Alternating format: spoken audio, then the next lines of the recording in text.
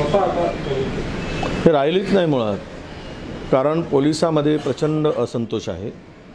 Police demoralise झाला आहे. सत्ताधाऱ्यामध्ये 3 स्पर्धा लागल्या आहेत. 3ही जण वेगवेगळे आदेश पोलिसांना देतात.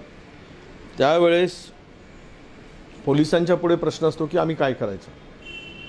एका घटनेमध्ये तिघांचे वेगळे स्टेटमेंट येतात आणि कोणी आरोपीला कारवाई करा म्हणतो, कोणी आरोपीला सोडा म्हणतो, तर कोणी कडक कारवाई करून सुटलाच नाही पाहिजे अशा पद्धतीची भूमिका पोलिसावर लादली जाते आणि किंवा मानली जाते. त्यामुळे पोलीस काय करणार. पोलीस हे आता सत्ताधाऱ्यांच्या हातचे बाहुले झाले आहेत आणि वाटेल त्या प्रकारे पोलिसांचा वापर चालला आहे. पोलीस दबावामध्ये काम करत आहेत. पोलीस मनाने, इच्छेने आणि कायद्याने काम करत नाहीत. राज्यात ही परिस्थिती आता निर्माण झालेली आहे. यासाठी पोलिसांना पूर्णतः ताकदीनं संरक्षण देणं हेच आता शिल्लक आहे, किंवा त्यांना मोकळीक देणं, पोलिसांना मोकळीक देणं आणि त्यांना कायद्याचा धाक दाखवणं हे आता पोलिसांनी केलं पाहिजे. प्रशासन, पोलीस हतबल झाल्यासारखं वागतो आहे. हे राज्याच्या हिताचं नाही. राज्याच्या दृष्टीनं हे अत्यंत घातक आहे असं माझं मत. मला वाटतं की जीवे मारणारा माणूस हा कधीच धमकी देत नसतो. धमकी देणारा कधी जीवे मारत नसतो. काल तुम्ही पाहिले घटना घडलेली घोसाळकरांची. त्यांनी धमकी दिली नाही, प्रेमाने बोलवून घेतलं आणि त्यांना तिकडे संपवलं. त्यामुळं धमकी हे पोकळ असते. ती धमकी देणारा हा पोकळ धमकवण्यासाठी, घाबरवण्यासाठी करतो. तरी पण भुजबळ, छगन भुजबळ ओबीसीचे नेते म्हणून लढत आहेत. अशा परिस्थितीमध्ये त्यांची काळजी घेणं हे सरकारचं काम आहे. रश्मी शुक्ला पोलीस महासंचालक यांनी म्हटलेलं आहे की आता पोलीस फोटो समोर येतात गुंडांसोबतचा. आजही एक व्यंकट मोरे नावाच्या गुंडांचा फोटो संजय राऊतांनी दिला आणि म्हणूनच काल मुख्यमंत्री फोटो काढताना चाचपत होते आणि शेवटी त्यांनी फोटो काढूच देणं बंद करून टाकलं होतं. तर गुंडांची हिंमत कशी झाली मुख्यमंत्र्यांच्या जवळ पोहोचायची. मुख्यमंत्र्यांच्या निवासस्थानापर्यंत जाण्याची हिंमतच कशी होती गुंडांची. त्यांच्या कार्यालयापर्यंत कशी जाऊ शकतात, मंत्रालयापर्यंत कशी जाऊ शकतात.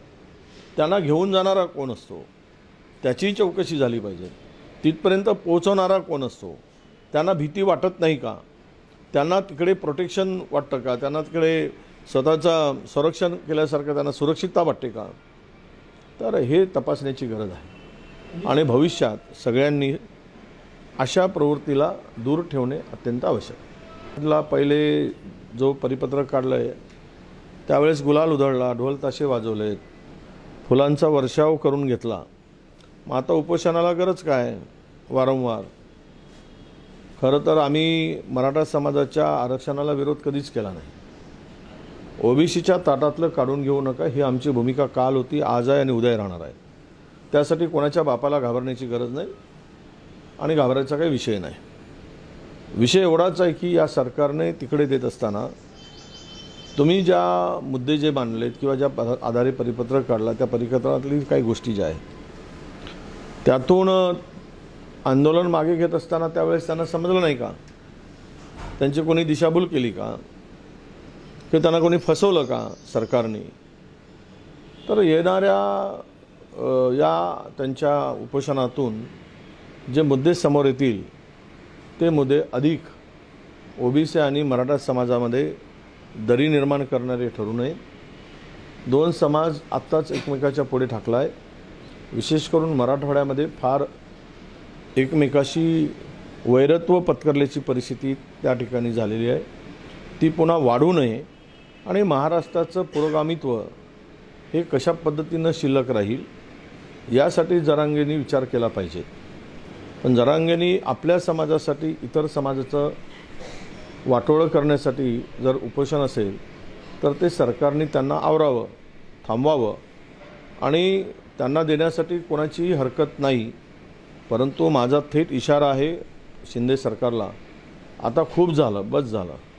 एखाद्याला खुश करताना दुसऱ्याला दुखवणं करू नका आणि ओबीसी समाजाचं काढू नका आणि मराठा समाजाला टिकेल असं वेगळाच संवर्ग निर्माण करून आरक्षण द्या. ते आरक्षण देण्यासाठी आम्ही पूर्ण सहकार्य करू.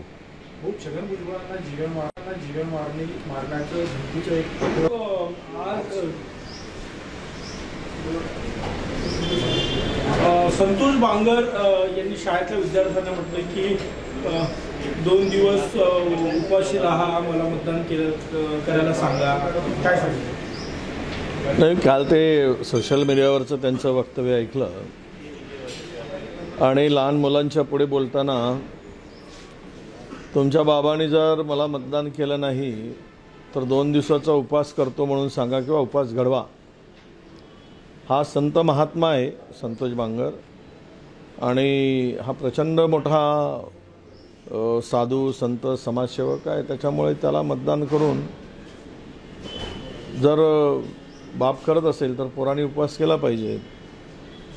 अशी राज्यातील नाचक्की नौटंकी काय चाललं आहे काही कळत नाही. सत्ताधाऱ्यांना कुठला रोग जडला आहे हे सगळं करायचं. मला वाटलं त्यातला हा एक रोग संतोष बांगरला सुद्धा झाला असावा. मतांचा रोग.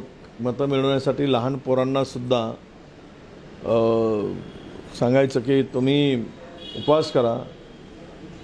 म्हणजे शाळेच्या मुलांच्या पुढे लहान मुलांच्या पुढे पुढच्या पिढीला घडवत असताना जे मार्गदर्शन करायला पाहिजे त्यांच्या करिअरसाठी त्यांच्या भविष्यातील वाटचालीसाठी त्यांनी शिक्षणामध्ये आवड निर्माण होण्यासाठी ते न करता हा माणूस लहान पोरांच्या पुढे राजकारणाची भाषा बोलतो.